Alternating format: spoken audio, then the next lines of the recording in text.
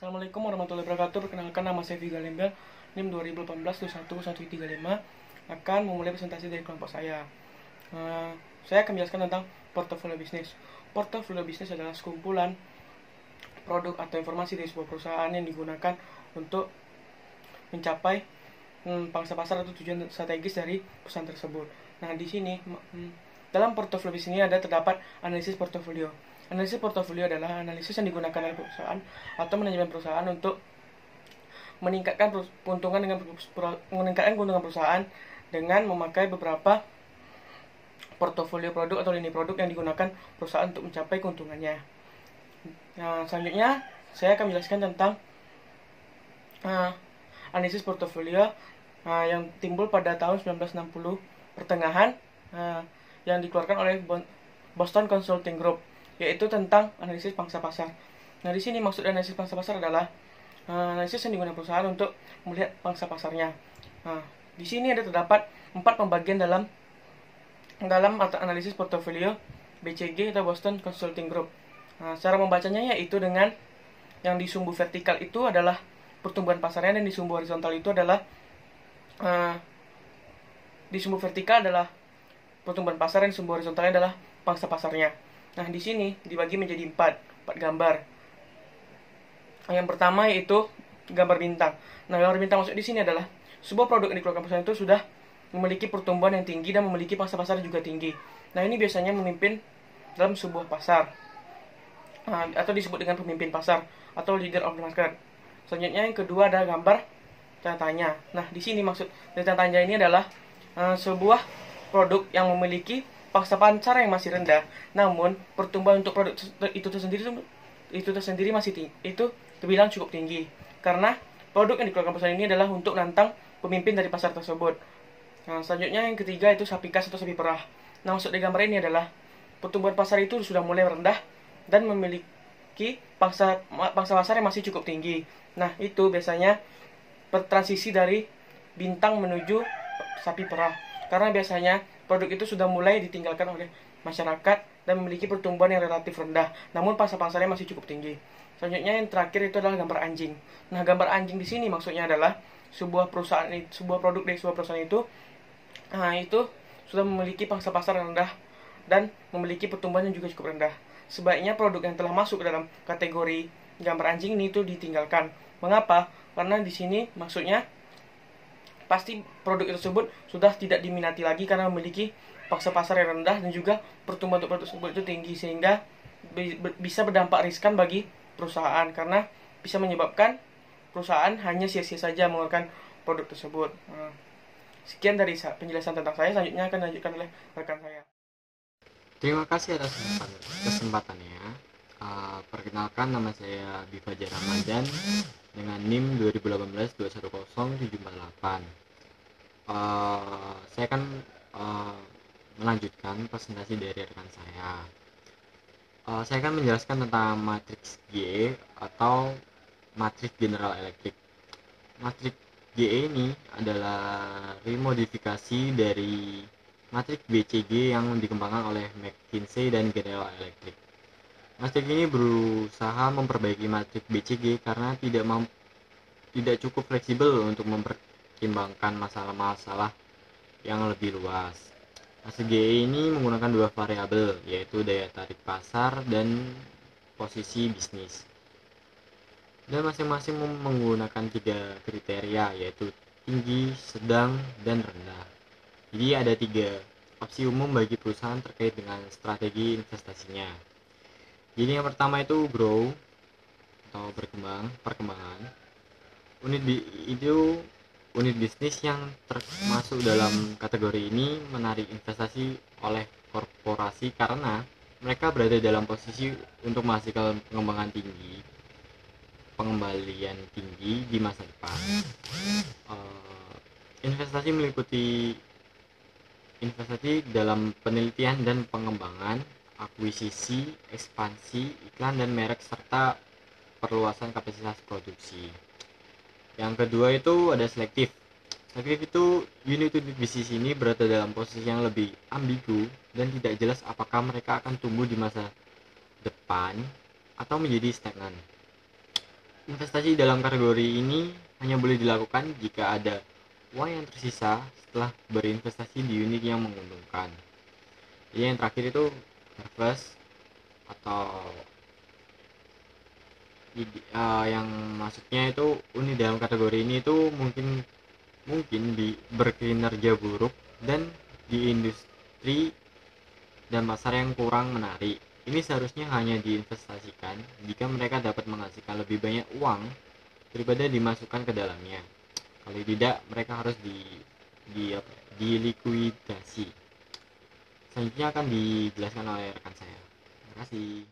Assalamualaikum warahmatullahi wabarakatuh. Nama saya Oktian Adinata NIM 2018-21062. Di sini saya akan melanjutkan presentasi dari rekan saya.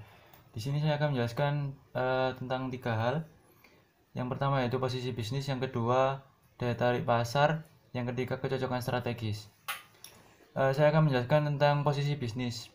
Posisi bisnis lemah aset dan kompetisinya tidak mencukupi, posisi nilainya tidak lagi relevan, ataupun pangsa pasarnya berbeda di posisi ketiga atau keempat dan menurun menghadapi persaingan yang kuat. Lalu bisnis saat ini mengalami kerugian dan prospek masa depannya suram. Yang kedua yaitu daya tarik pasar. Permintaan dalam kategori menurun semakin cepat dan tidak ada kantung permintaan yang bertahan yang dapat diakses oleh bisnis. Kemunculan kembali kategori atau subkategori cenderung tidak akan terjadi. Lalu tekanan harga diharapkan menjadi ekstrim, di mana disebabkan oleh para kompetitor yang gigih dengan hambatan keluar. Lalu yang terakhir yaitu kecocokan strategis.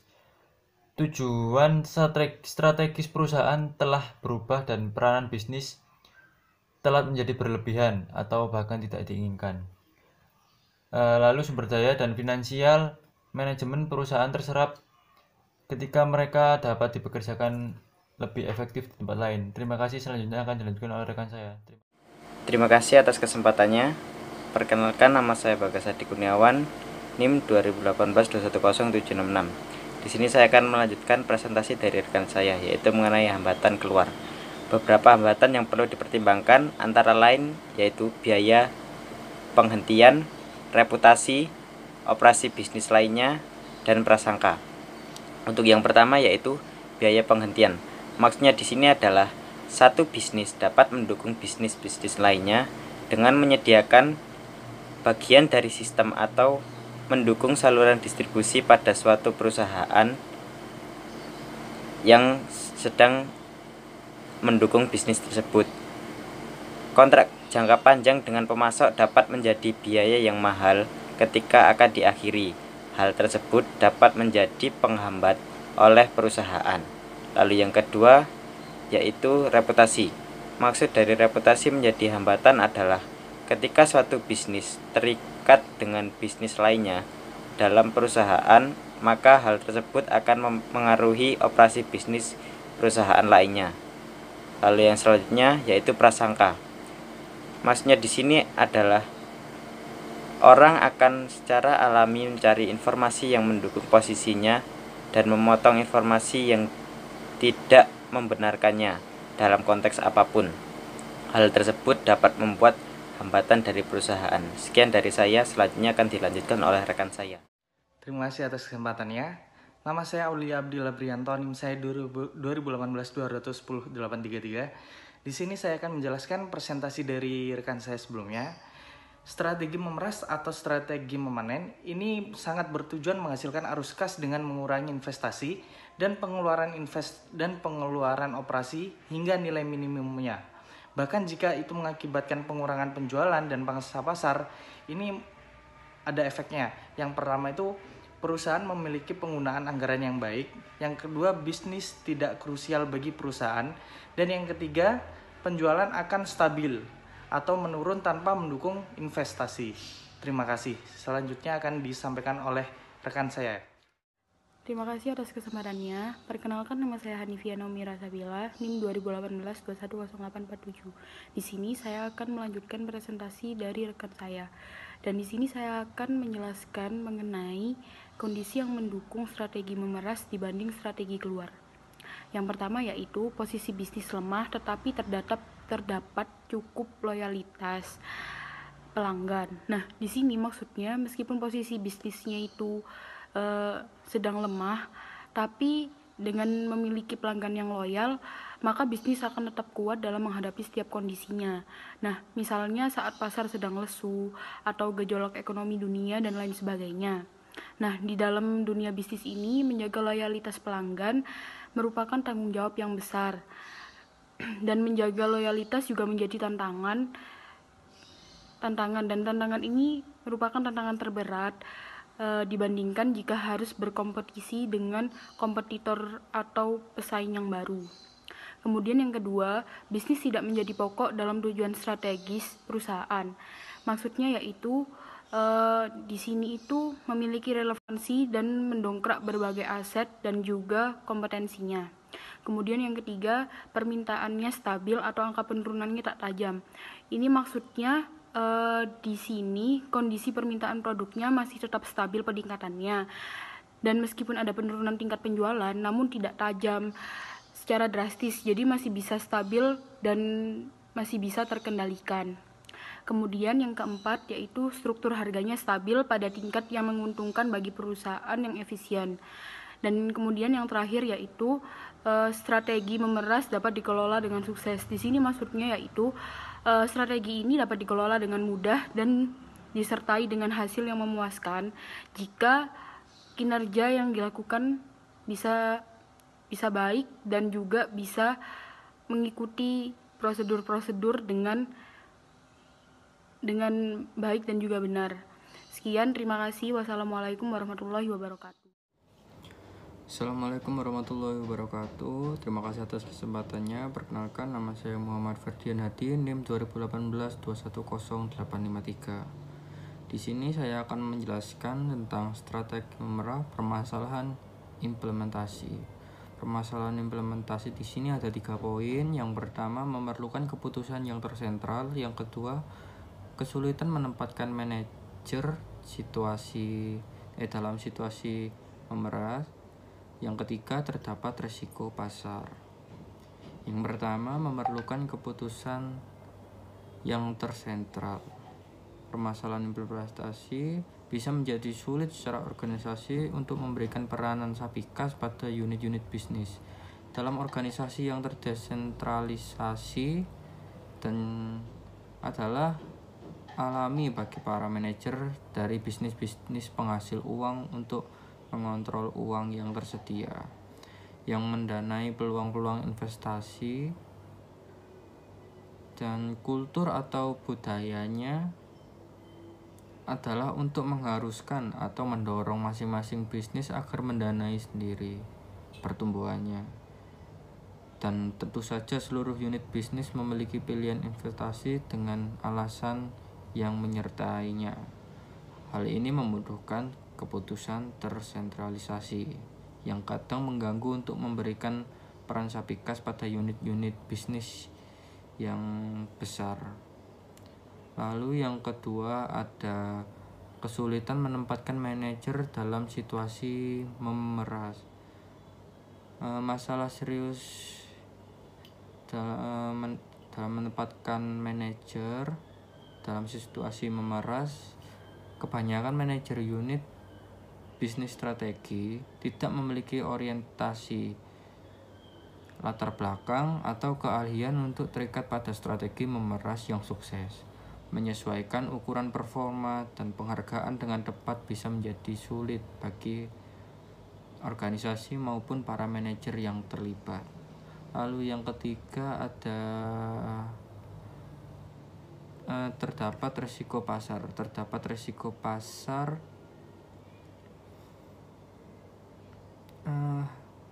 Bisnis yang berkembang pesat dengan potensi yang luar biasa, tetapi volume penjualannya relatif rendah, seringkali membutuhkan banyak biaya atau banyak dana.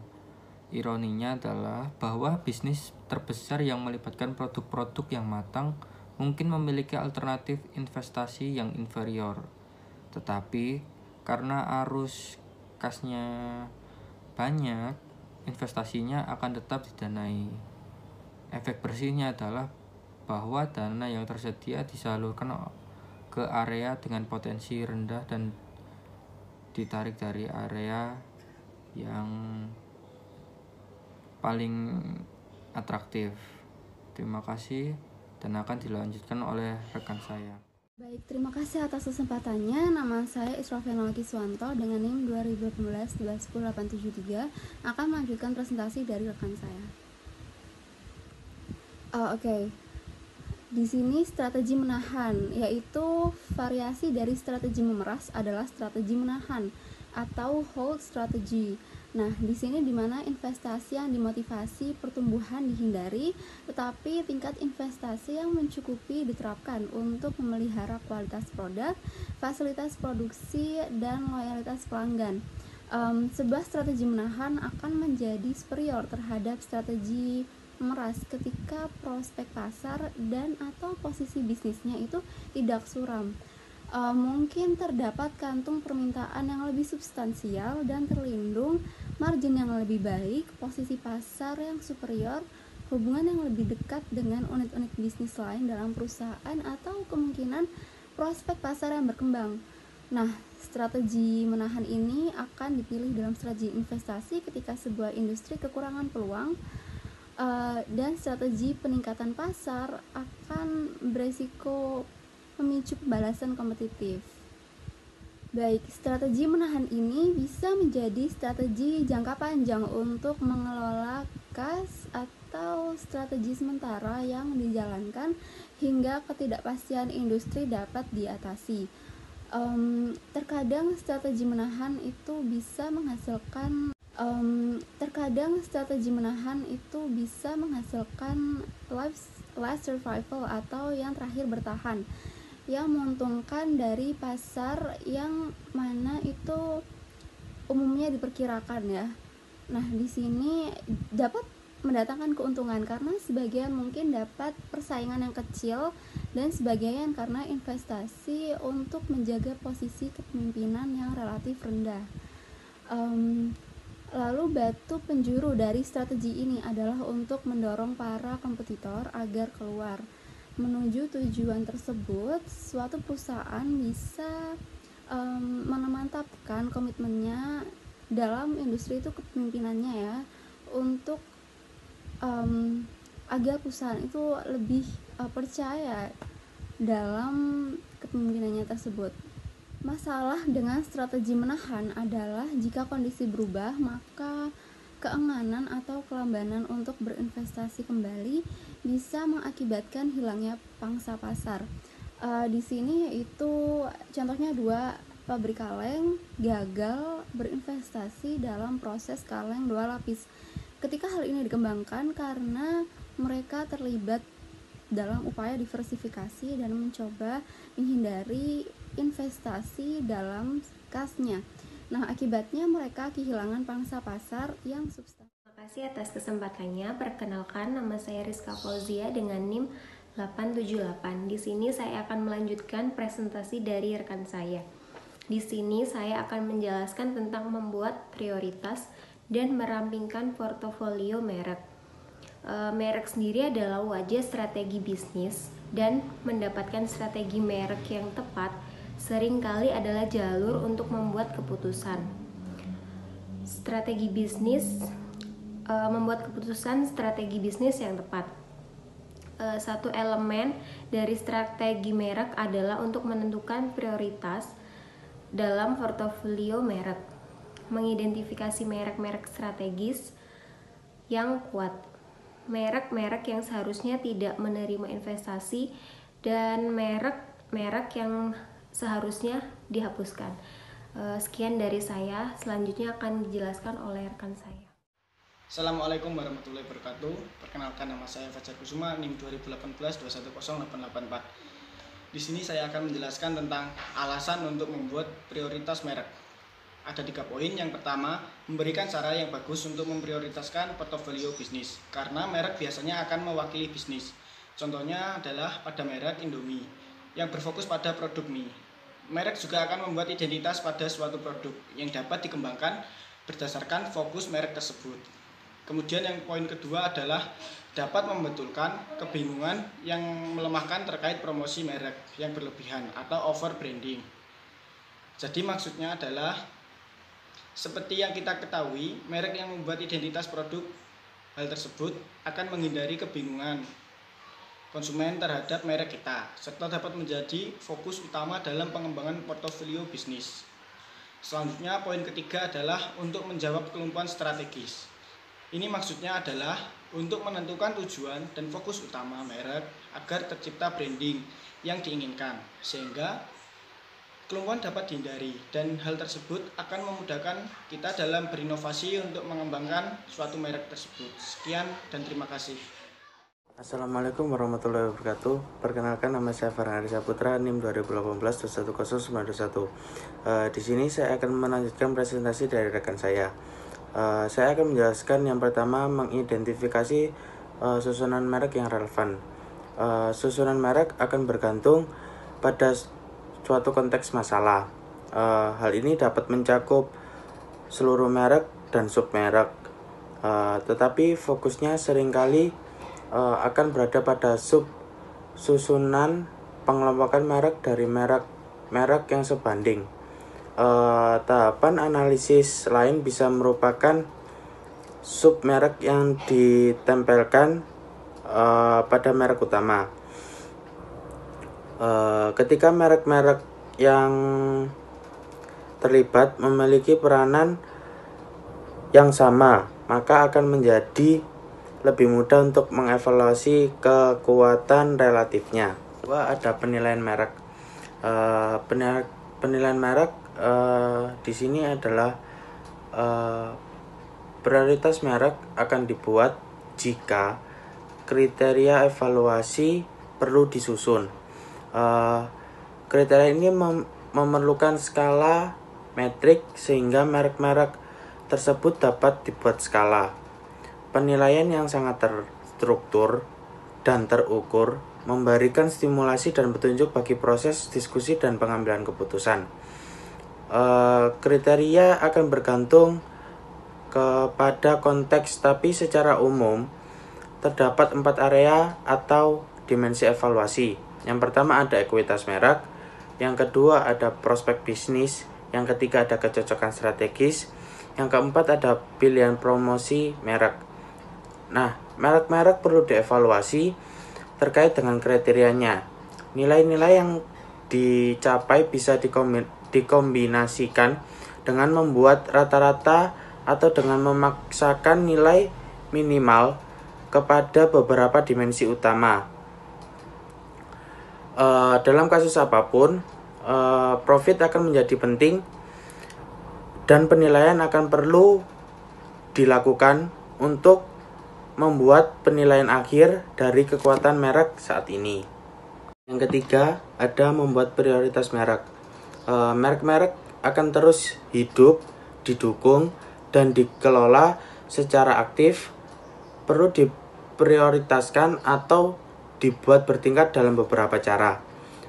Jumlah tingkatannya akan bergantung pada konteks, tapi logikanya adalah untuk mengkategorikan merek-merek sehingga anggaran pembangunan merek yang berharga dialokasikan dengan bijak. Saya akan menjelaskan 3 tingkatan.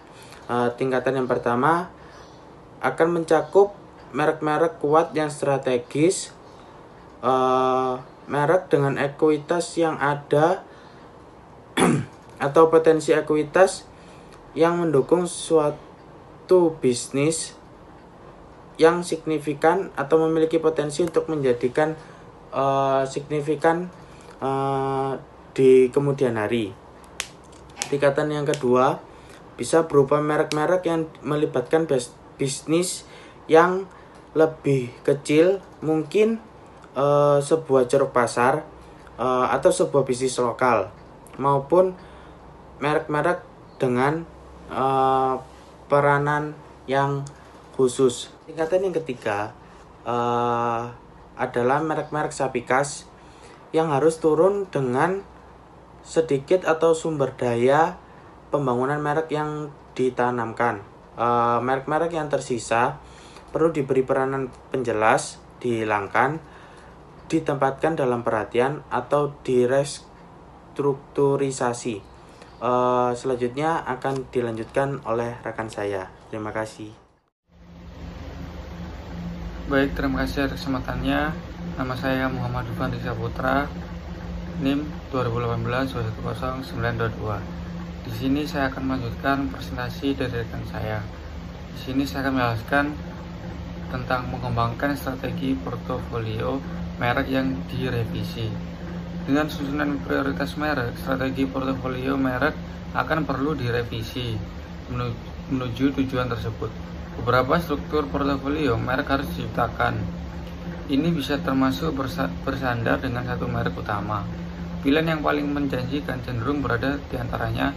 Intinya adalah menciptakan sekitar 2 atau 3 pilihan yang dapat berjalan, di mana mungkin masing-masing dengan 2 atau 3 subpilihan. Di bawahnya pilihan struktur portofolio merek utama bersama dengan subpilihan. Perlu dievaluasi terkait mendukung strategi bisnis yang dijalankan. Yang kedua, memberikan peranan yang sesuai bagi merek-merek yang kuat. Yang ketiga, mendongkrak merek-merek yang kuat. Yang terakhir, menghasilkan kejelasan baik bagi pelanggan maupun tim merek. Selanjutnya saya akan menjelaskan tentang mengimplementasikan strategi. Sebuah transisi bagi strategi yang sudah ada ke strategi sasaran. Transisi ini dapat dilakukan dengan tiba-tiba atau secara bertahap.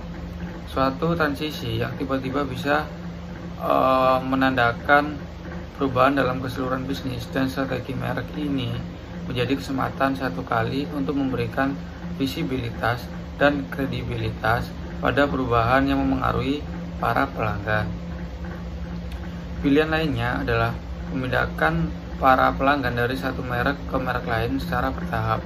Ini akan dipilih ketika yang pertama, tidak ada reposisi yang penting yang akan menyertai perubahan. Yang kedua, para pelanggan yang mungkin tidak memiliki keterlibatan tinggi dalam kelas produk bisa membutuhkan waktu untuk mempelajari dan memahami perubahan. Yang ketiga, terdapat risiko dengan mengasingkan para pelanggan yang sudah ada dengan mengacaukan hubungan merek mereka. Sekian penjelasan dari saya, kurang lebihnya mohon maaf. Wassalamualaikum warahmatullahi wabarakatuh.